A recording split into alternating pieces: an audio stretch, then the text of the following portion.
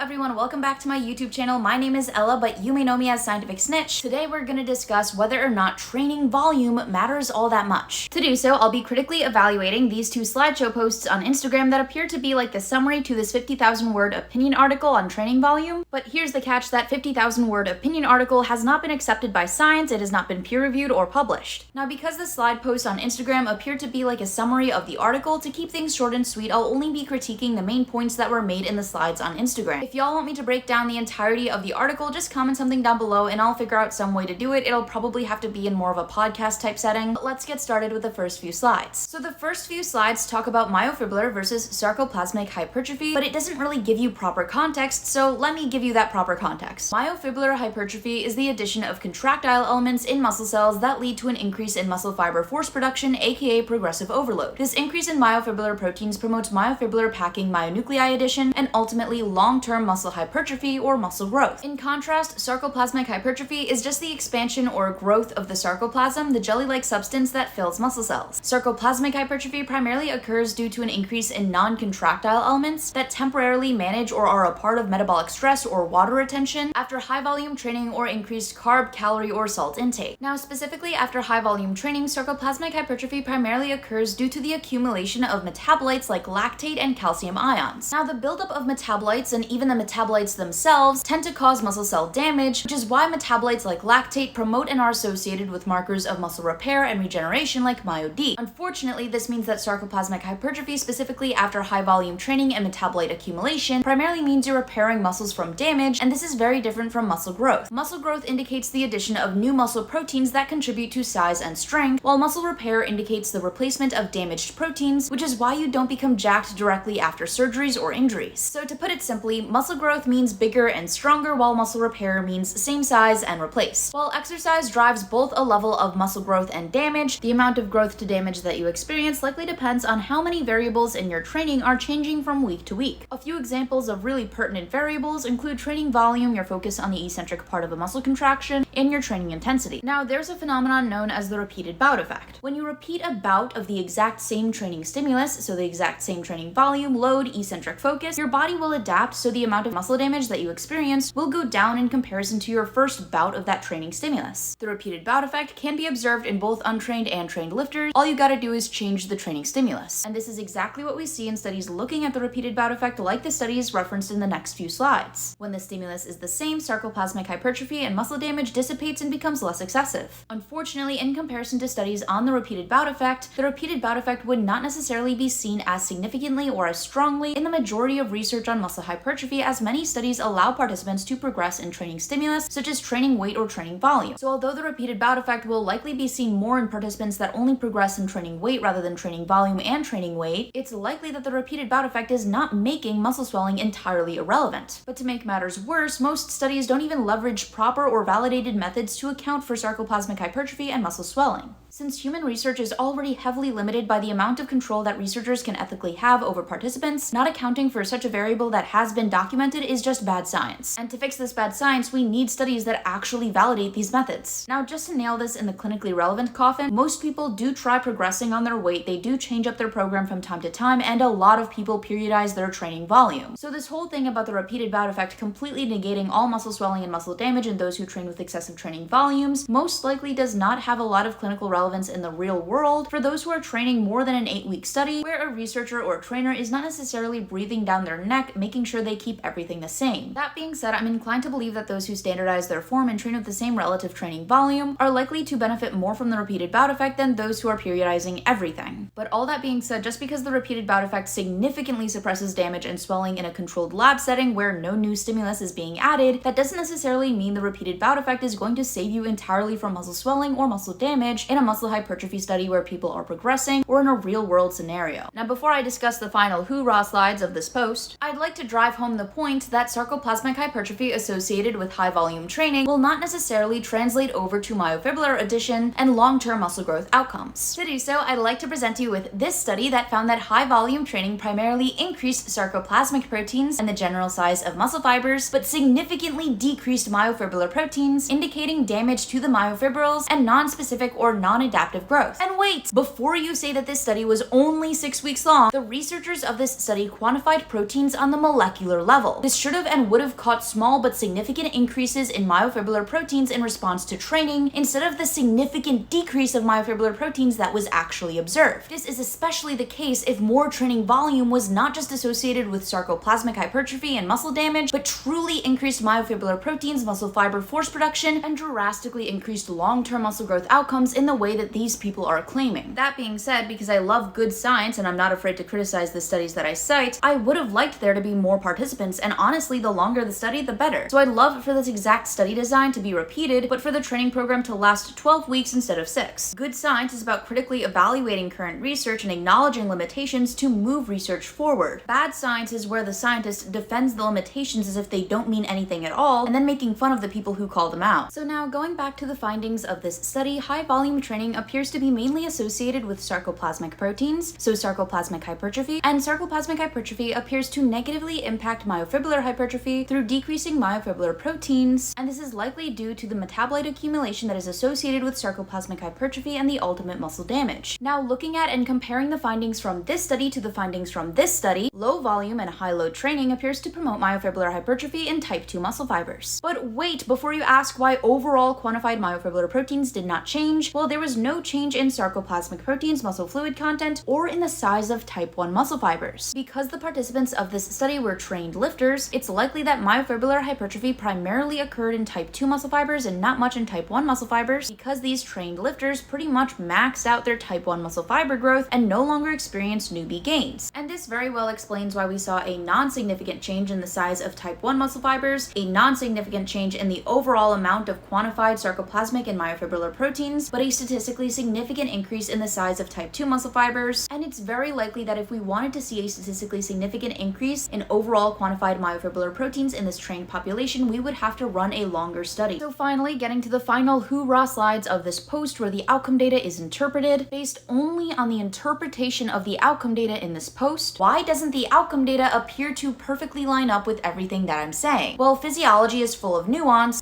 that was completely and utterly ignored in this interpretation of the outcome data in this social media post. First, this interpretation completely ignores that strength adaptations from training are not just dependent on adaptations that increase muscle fiber force through increased myofibrillar proteins, but also through adaptations that increase your ability to coordinate your body and recruit your muscles. The adaptations known as neural adaptations. Now, neural adaptations do not cap out after you become an advanced lifter. They continue to build. So training farther from failure will still make you quote-unquote stronger, even without adding myofibrillar proteins, because you'll continue to build neural adaptations and become better at moving and recruiting your muscles during exercise. So the addition of neural adaptations are the reason why your strength gains appear to be unfazed by not training to failure. Not because strength is magically different from hypertrophy for some spooky, arbitrary, unknown reason that makes high volume training magically better. Neural adaptations perfectly explain this difference, and it's completely ignored. Now, the second reason why the outcome data appears to not align with what I'm saying is because of poor methodology. Most studies that are evaluating muscle hypertrophy outcomes do not account for sarcoplasmic hypertrophy, which based on this study can last up to 8 days after high volume resistance training, or the methodology doesn't even directly measure muscle mass. For example, B-mode ultrasounds and T1 weighted MRIs don't visualize or image sarcoplasmic hypertrophy or muscle fluid content, and DEXA scans do not even directly measure muscle mass. The only way to somewhat visualize sarcoplasmic hypertrophy and fluid content in muscle is through a T2 weighted MRI, but there's very limited literature validating all of the aforementioned methods in regards to sarcoplasmic hypertrophy and muscle fluid content. So even if a study uses a T2 weighted MRI to measure muscle thickness, we don't really know how added training volume, intensity, or eccentric stimuli is really affecting sarcoplasmic hypertrophy and muscle fluid content. So even with studies showing that sarcoplasmic hypertrophy is a thing, there are no studies showing how this would relate to the current methodology used to measure muscle hypertrophy in current hypertrophy literature. And every time someone makes this critique about muscle hypertrophy literature, people just deny the existence of muscle swelling as if it doesn't exist. Overall, if I'm to be brutally honest here, this post is just a bunch of poor interpretations that blatantly ignore physiology, and these interpretations were based on this meta-analysis that even acknowledges that current research methods do not fully account for the swelling that would occur at higher training volumes. Now, before I leave you guys today, I'd like to leave you with some practical recommendations. Rather than doing 20, 40, 50 plus sets per muscle group per week, or cycling 20, 30, 40 sets per muscle group per week on specific muscle groups, my recommendations are between 6 to 10 sets per muscle group per week, 4 to 12 repetitions repetitions per set depending on your preferences with each muscle group. Split up those sets so you're training each muscle group at least twice per week, and train close to or at failure with every set. Here's everything I just said about my training recommendations written up. Don't forget to like, comment, and subscribe. I hope you guys have a wonderful rest of your morning, evening, or whenever you're watching this.